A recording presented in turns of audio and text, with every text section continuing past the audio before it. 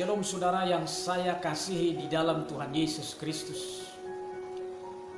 Setiap manusia ketika menghadapi ancaman, secara naluri dia refleks akan memberi respon terhadap ancaman itu.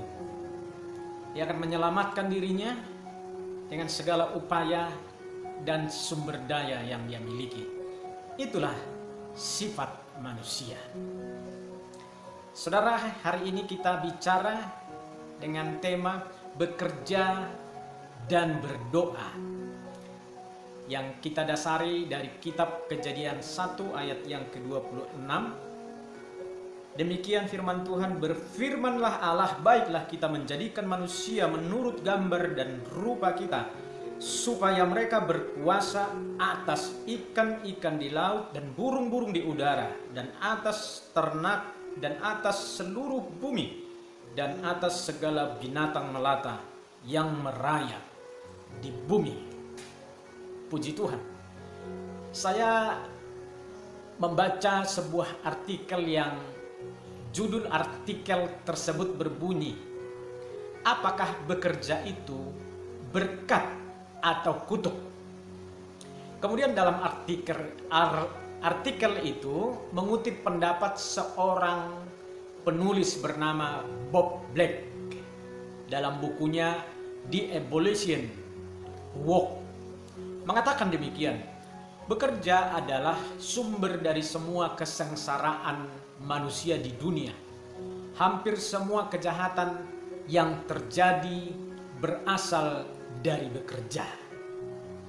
Pembantu bunuh majikan dan sebaliknya majikan bunuh pembantu karena pekerjaan. Istri anak ditinggal masuk penjara karena korupsi di pekerjaan. Hubungan suami dengan istri ribut berantem karena pekerjaan. Hubungan seorang dengan yang lain rusak karena pekerjaan. Untuk menghentikan kesengsaraan ini, maka kita harus berhenti bekerja. Ini pendapat dalam artikel itu. Bagi kelompok orang yang ekstrem kiri, mungkin mereka mengaminkan pendapat ini. Mereka setuju dengan pendapat ini. Tapi mereka tidak sadar bahwa ketika orang tidak bekerja, masalah akan semakin banyak. Kemudian ada juga pemahaman beberapa hamba Tuhan yang ekstrim. Mengatakan kalau ada orang Kristen yang bekerja keras, banting tulang, tapi hasilnya sedikit, maka orang itu sedang berada di bawah bayang-bayang kutuk. Mereka mendasari pemahaman mereka pada kitab Kejadian 3 ayat 17, di mana waktu Adam dan Hawa jatuh ke dalam dosa, ada konsekuensi yang mereka harus terima. Hawa akan bersusah payah untuk melahirkan, dan Adam akan bersusah payah bekerja mencari rejeki di tanah yang terkutuk ini. Tanah yang terkutuk ini akan menghasilkan semak duri dan rumput duri. Pertanyaannya, bagaimana sebenarnya pendapat atau pandangan Alkitab mengenai bekerja? Pertama, bekerja adalah mandat Allah kepada manusia dalam kitab Kejadian 1 ayat 26. Dalam kitab Kejadian, Allah digambarkan sebagai pekerja utama yang sibuk bekerja selama 6 hari untuk menciptakan dunia dengan segala isinya, dan kemudian beristirahat pada hari yang ke-7. Dan Yesus pun mengatakan bahwa Allah itu masih bekerja sampai sekarang. Dalam Yohanes 5 ayat yang ke-17, Bapakku bekerja sampai sekarang, maka aku pun bekerja juga. Nah, setelah Allah selesai bekerja menciptakan bumi beserta segala isinya, kemudian Allah menjadikan manusia menurut gambar dan rupanya. Dan pada saat itulah Allah memberikan mandat bekerja kepada manusia. Untuk apa? Untuk berkuasa dan menaklukkan ikan di laut, burung di udara, binatang di darat, bukan mengeksploitasi, tetapi mengelola kekayaan alam, mengelola semua hewan binatang sebagai penunjang hidup manusia, sebagai kelangsungan hidup manusia di bumi. Jadi sejak awal penciptaan, Allah sudah memberi perintah bekerja kepada manusia. Natur manusia adalah bekerja, berbeda dengan hewan dan ikan-ikan di lautan. Mereka tidak diberi mandat bekerja oleh Allah. Jadi bekerja bukan sebagai hukuman atau kutukan, tetapi sebagai panggilan dan warisan dari Allah yang kita kenal disebut mandat kultural atau mandat budaya. Mandat bekerja diberikan kepada manusia sebelum manusia jatuh dalam dosa. Lalu bagaimana situasi bekerja manusia setelah kejatuhannya? Konsekuensi yang harus diterima adalah pada waktu mereka jatuh dalam dosa, Hawa bersusah payah melahirkan anak. Dan Adam bersusah payah bekerja mencari rezeki. Kalau begitu, benar dong klaim hamba Tuhan yang tadi. Kalau ada orang yang bekerja bersusah payah dan hasilnya sedikit, itu kutukan. Benarkah demikian? Sebagai akibat dosa manusia, bumi terkutuk sehingga menghasilkan semak duri dan rumput duri. Tanaman liar yang mengganggu tanaman yang diusahakan oleh manusia. Sebagai contoh, saat orang menanam padi di lahan yang bersih, dalam waktu yang tidak lama akan tumbuh juga tanaman liar di sekitaran padi tersebut. Nah, agar supaya tumbuhan padi tidak terganggu dan menghasilkan produktivitas padi itu, maka tumbuhan liar itu harus dibersihkan. Nah, untuk membersihkan itulah kita butuh bekerja ekstra, bersusah payah. Jadi kalau tidak mau bekerja ekstra, membersihkan tanaman liar tersebut, maka akan mengurangi hasil produk dari padi itu. Bukan karena kutuk, tetapi karena malas, karena tidak mau membersihkan. Jadi saudara-saudara, sebagai efek dari bumi yang terkutuk, ada gangguan kepada yang diusahakan oleh manusia. Nah, gangguan itulah di mana kita harus mengatasinya, di mana kita harus membersihkannya dalam konteks tanaman padi. Nah, disitulah kita berupaya untuk bekerja. Nah, kalau kita nggak berupaya bekerja ekstra, maka akan mengganggu hasil dari pertanian padi itu. Kalau kita sudah bekerja dengan baik, tapi ada saja yang tidak baik datang, waktu saat itulah kita bekerja untuk memperbaikinya. Jadi kita ketika situasi itu datang, maka kita bekerja keras, kita mengerahkan seluruh sumber daya manusia kita, pikiran kita, waktu dan tenaga kita menjadi terkuras.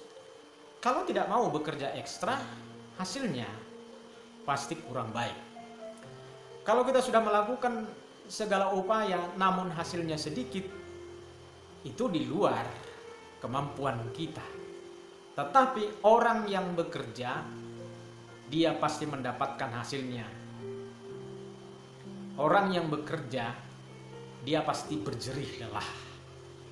Itu bukan kutukan, tapi itu adalah sebagai konsekuensi ketika orang bergerak, ketika orang bekerja, bukan kutuk. Yang kedua, bekerja adalah melayani. Ini konsep Kristen. Dalam Matius 20 ayat 25 sampai yang ke-28. Saudaraku, tidak selalu ketika kita bekerja yang kita dapatkan sebagai imbalannya adalah uang, walaupun itu yang paling utama. Coba kita bayangkan apa yang terjadi ketika kita suruh anak kita cuci piring di rumah karena itu bekerja. Lalu kemudian dia minta bayarannya. Berapa bayaran ini? Atau istri yang ngurus anak, antar jemput anak sekolah, kemudian dia berkata, saya sudah bekerja, bayar saya, dan lain-lain. Mari kita renungkan, saudara-saudara, bekerja itu adalah suatu kehormatan. Kalau kita disuruh Tuhan untuk bekerja di ladangnya, bukankah itu suatu kehormatan? Kalau kita bisa bekerja di sebuah perusahaan, bukankah itu sebuah kehormatan? Kalau kita bekerja pada seseorang dan orang melihat kita sebagai pribadi yang potensi lalu mempekerjakan kita, bukankah itu sebuah kehormatan? Sebab banyak orang yang tidak bekerja. Bekerja semata-mata bukan soal uang. Saya ulangi sekali lagi. Tapi soal terpanggil untuk melayani, memberi dampak yang baik bagi perusahaan. Dan setiap orang yang percaya, yang bekerja, Alkitab berkata, melayanilah, berbuatlah seperti untuk Tuhan dalam Kolose 3 ayat 24. Kalau ada orang yang mau bekerja motifnya hanya uang, maka ia adalah orang yang miskin. Hatinya miskin. Miskin kepada kemanusiaan. Bekerja adalah suatu kepuasan. Nah, saya bahas di sini tentang uang dan kepuasan. Ketika kita bekerja dengan landasan pemahaman melayani yang berbasis melayani, sesungguhnya kita akan menerima imbalan yang jauh lebih besar nilainya dari uang. Apa itu? Kepuasan hati, sukacita yang tak terhingga. Kalau ada orang yang bekerja tanpa memikirkan imbalannya, malah mengeluarkan uang, bagi saya mereka adalah orang yang berhati mulia. Dan orang-orang ini akan mengalami kekayaan yang tak terhingga di dalam hatinya. Itulah sebabnya bekerja adalah melayani. Oleh karenanya ketika kita bekerja, jangan hanya motifnya uang. Tuhan memanggil kita untuk melayani di mana kita bekerja, menghadirkan kerajaan Allah di sana. Ingat Bunda Teresa yang melayani di Calcutta, India, dia terpanggil bekerja melayani orang-orang yang miskin dan berpenyakit di sana. Ketika dia melakukan itu, hatinya penuh sukacita dan berkata, ini tangan adalah tangan Tuhan yang kelihatan. Ini kaki adalah kaki Tuhan yang kelihatan. Artinya saudara-saudara, kitalah sebagai wakilnya Tuhan di dunia ini yang akan bekerja menyelesaikan pekerjaan persoalan yang ada.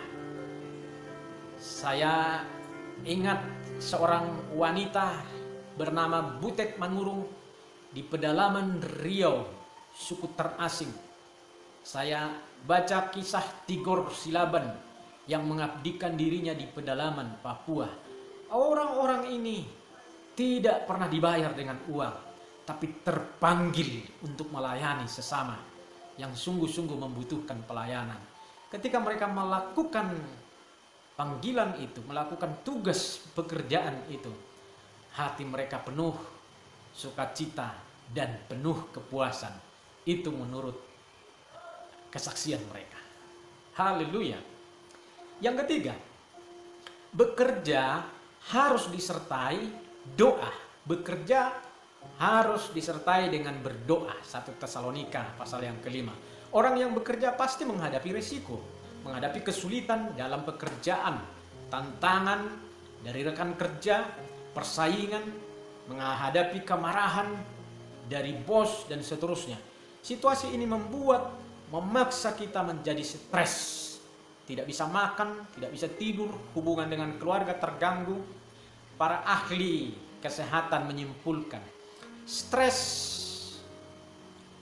karena pekerjaan itu adalah sebagai kecelakaan kerja. Karena stres menyebabkan luka pada lambung, terjadi penyakit mah, menyebabkan orang depresi, sakit kepala, bahkan menyebabkan orang bunuh diri. Orang Jepang mengenal yang disebut dengan karoshi, mati karena kelelahan kerja. Orang ketika bekerja akan menghadapi resiko. Itulah sebabnya sebagai orang percaya ketika kita bekerja, kita perlu mengatasi persoalan-persoalan yang ada, rasa stres dalam pekerjaan dengan berdoa. Matius 11 ayat 28 berkata, "Marilah kepadaku semua yang letih lesu dan berbeban berat, aku akan memberikan kelegaan." Orang-orang yang stres dalam pekerjaan, datanglah kepada Tuhan. Dia akan memberikan kelegaan dan ketenangan.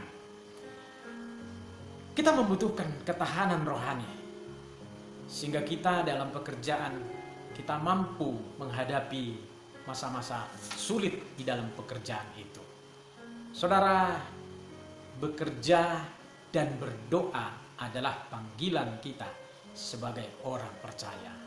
Maju terus dalam Tuhan. Tuhan Yesus memberkati. Amin.